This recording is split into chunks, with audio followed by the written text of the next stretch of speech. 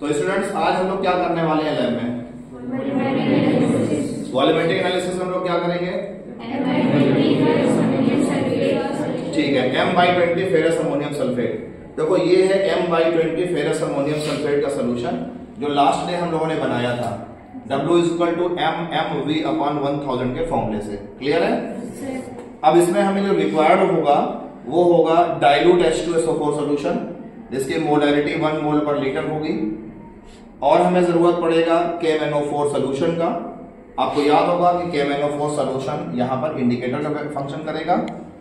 और हमें जरूरत पड़ेगी इस कोनिकल फ्लास्क की, और हमें जरूरत पड़ेगी एक इस बीकर की, और हमें जरूरत होगी फनल की जो कि हम ब्यूरेट के ऊपर लगाएंगे, और हमें जरूरत पड़ेगी एक टेस्ट ट्यूब की। ये टेस्ट ट्यूब 10 ml का है, और साथ में हमें चाहिए ड्रॉपर, और टेस्ट ट्यूब को पकड़ने के लिए टेस्ट ट्यूब होल्डर। ये आपका वॉल्यूमेट्रिक स्टैंड है, और ये क्या है हमारा ब्यूरेट। इस ब्यूरेट का जो वॉल्यूम है आपके लैब में, उसका वॉल्यूम कितना है? 50 ml। कितना है? 50 ml। ये और भी साइज का आता है, तो तुम्हारे लैब में जो है 50 ml का है। ब्यूरेट को लगाने के लिए हमेशा हम ध्यान रखेंगे, ध्यान दीजिए कि ये जो प्लास्टिक का क्लैंप ये अंदर को दबना चाहिए। तो ब्यूरेट इसको हम पीछे को पुश करेंगे, और ब्यूरेट के नंबरिंग को आगे रखते हुए इसको हम लेकर के आएंगे और इसमें पीछे से ऐसा सेट कर देंगे। क्लियर? और उसके बाद रिक्वायर्ड हाइट के अकॉर्डिंग इसको यहाँ पर छोड़ देंगे। तो फिर टाइट हो गया। सबको लगाना आ गया ना? क्लियर? ठीक है। अब हम इसको सामने लेते हैं। अब सबसे पहले हम इसमें लेंगे अपना फेरस अमोनियम सल्फेट। तो फेरस अमोनियम सल्फेट इस कॉनिकल फ्लास्क से निकालना थोड़ा सा टफ होगा सिलिंड्रिकल फ्लास्क से, तो इसको हम रिक्वायर्ड अमाउंट में इस बीकर में ट्रांसफर कर लेंगे। है जो कि हार्मफुल नहीं है, इसको आप हैंड से भी टच कर सकते हैं। क्लियर? ये हो गया फेरस अमोनियम सल्फेट सोल्यूशन। अब हम अपना लेंगे टेस्ट ट्यूब। टेस्ट ट्यूब को सेट करेंगे टेस्ट ट्यूब होल्डर में। हमेशा टेस्ट ट्यूब को टेस्ट ट्यूब होल्डर में ऊपर से नीचे की तरफ सेट किया जाता है, और ये हमने इसको टाइट कर दिया। क्लियर? अब इसमें हम 10 ml क्या लेंगे? Ferrous ammonium sulphate. क्या लेंगे? तो ये हम ट्रांसफर कर रहे हैं फेरस अमोनियम सल्फेट को। ये हमारा हो गया 10 ml फेरस अमोनियम सल्फेट, जिसको हम लोग क्या बोलते हैं? मोहर सॉल्ट भी बोलते हैं। और इसको हम इस कॉनिकल फ्लास्क में ट्रांसफर कर लेंगे। किसमें ट्रांसफर किया? और टेस्ट ट्यूब को इसमें इस तरह से पटकेंगे नहीं। क्लियर है? टेस्ट ट्यूब अपने आप एयर प्रेशर से एक एक ड्रॉप को इसके अंदर ड्रॉप कर देगा। अब हम क्या करेंगे?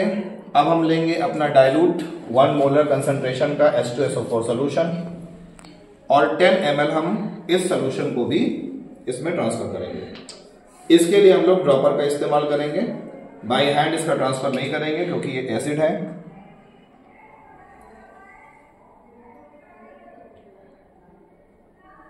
तो में हम फिल कर लेंगे। लैब में कभी भी हमें जल्दबाजी नहीं करनी होती है। कभी कभी आपको लैब में लगता है कि जिस तरह से टीचर वर्क कर रहा है तो बेवकूफ़ी भरा वर्क है, एक बार में चीज़ों को इसमें हम ट्रांसफ़र कर सकते हैं। लेकिन केमिस्ट्री में हमेशा हमें लकीर का फ़कीर यानी डेडलाइन पकड़ के चलनी होती है। जैसे हमने आप लोगों को बताया था कि एसिड में कभी भी क्या नहीं डालते हैं? वाटर, बल्कि क्या करेंगे? वाटर में एसिड डालेंगे, वो भी ड्रॉप बाय ड्रॉप थोड़ा थोड़ा करके। क्यों ऐसा करेंगे? क्योंकि थर्मल एक्सपेंशन हो जाएगा। क्या हो जाएगा? तो ये है हमारा 1 मोल कंसंट्रेशन का डाइल्यूट H2SO4 सोल्यूशन। इसको हम इस कॉनिकल फ्लास्क में ट्रांसफर कर देंगे, और ऑलरेडी इस फ्लास्क में क्या था? फेरस अमोनियम सल्फेट यानी मोहर सॉल्ट था। क्या था? स्टॉपर को बंद कर देंगे, इसकी हाइट थोड़ी सी ऊपर बढ़ा लेंगे, और 0 तक इस क्या ये KMnO4 सोल्यूशन को इसमें ट्रांसफर करेंगे। क्लियर? हमेशा ध्यान रखना हमें ये बहुत ही कम लेना है, अदरवाइज ये ओवरफ्लो करने लगेगा।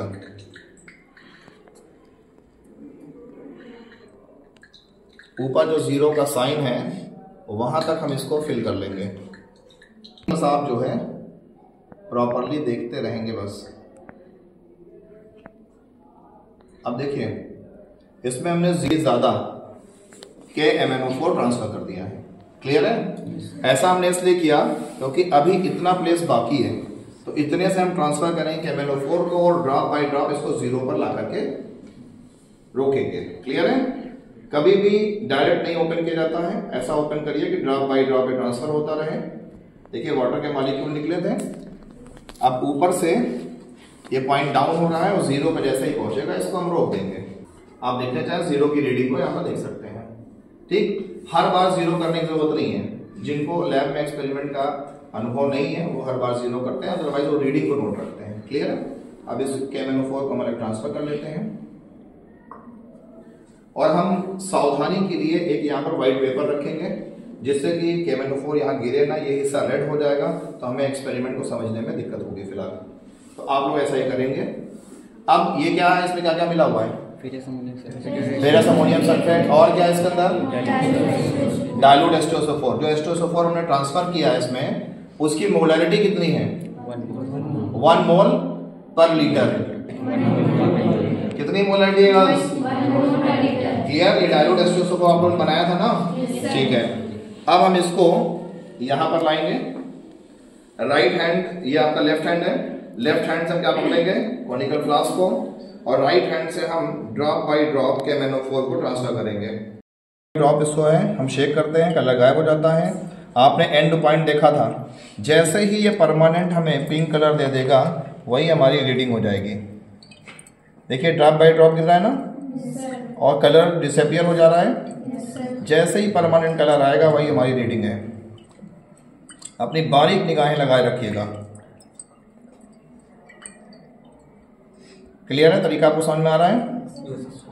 कभी भी फोर्स में, फ्लो में KMnO4 आप ड्रॉप नहीं करेंगे। ड्रॉप बाय ड्रॉप, मैंने क्या कहा, आपके दिमाग में ये बात आ रही होगी, सर एक बार में गिरा दीजिए इसके अंदर और पिंक कलर ले लीजिए, तो फिर आपका एक्सपेरिमेंट की रीडिंग रॉन्ग हो जाएगी। क्लियर है? पिंक कलर पे ध्यान दीजिएगा। हल्का सा पिंक कलर आ गया ना? अब इस रीडिंग को यहां पर हम रोक देते हैं और ये देखिए आपका एक और ड्रॉप बल्कि ज्यादा ही हो गया है। क्लियर? तो ये आपका पिंक कलर आना चाहिए। देखिए ये आपका पिंक कलर दिख रहा है, शो हो रहा है आपको। अब इसकी रीडिंग जो है उस रीडिंग को हम नोट कर लेंगे और वही रीडिंग हमारा एक्सपेरिमेंट का एंड होगा। तो जैसे इस समय रीडिंग पे आकर रुका हुआ है 3.5 पे, कितना? यानी 3.5 ml हमारा KMnO4 यूज हुआ है। आप भी वॉल्यूमेट्रिक चार्ट में अगर देखेंगे तो KMnO4 की रीडिंग का एक कॉलम आपने बना रखा है। क्लियर?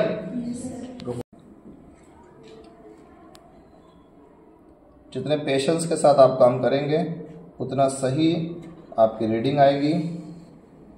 जितनी आप जल्दबाजी करेंगे उतनी गंदी आपकी रीडिंग आएगी। देखिए ड्रॉप बाय ड्रॉप जो भी KMnO4 का ड्रॉप इसमें गिर रहा है वो डिसअपियर हो जा रहा है।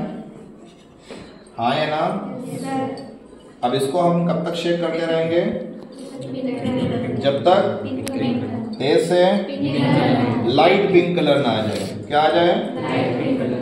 और इसमें हमने सोल्यूशन में क्या क्या ले रखा है? मोहर सॉल्ट और डाइल्यूट H2SO4। मोलैरिटी कितनी? 1 मोल पर लीटर। और ये जो ड्रॉप बाय ड्रॉप लिक्विड गिर रहा है क्या है? KMnO4 है। ये यहाँ पे किस फॉर्म में है? किस फॉर्म में यहाँ पे वर्क कर रहा है? सेल्फ इंडिकेटर के फॉर्म में। किस फॉर्म में? यानी इस एक्सपेरिमेंट में KMnO4 ही इंडिकेटर भी है। क्लियर? तो अब हम इसको ऐसे एक्सपेरिमेंट को रिपीट करते रहेंगे जब तक या तो हमें कॉमन वैल्यू ना मिल जाए। क्या मिल जाए? या अगर कॉमन वैल्यू नहीं मिल पाई तो मीन निकालना पड़ेगा। क्या निकालना पड़ेगा? मीन। अब ध्यान दीजिए ये हमारा पिंक कलर आ गया, बल्कि 1-2 ड्रॉप ज्यादा ही है। हाँ है ना? अब इसकी रीडिंग देखते हैं। इस बार भी रीडिंग एग्जैक्ट 3.5 ml है। आप देख सकते हैं। बात सबको समझ में आ रही है? तो 2 बार हमें सेम रीडिंग मिल गई। अब सेम रीडिंग मिल गई तो एक्सपेरिमेंट को हम आगे कैरी फॉरवर्ड नहीं करेंगे।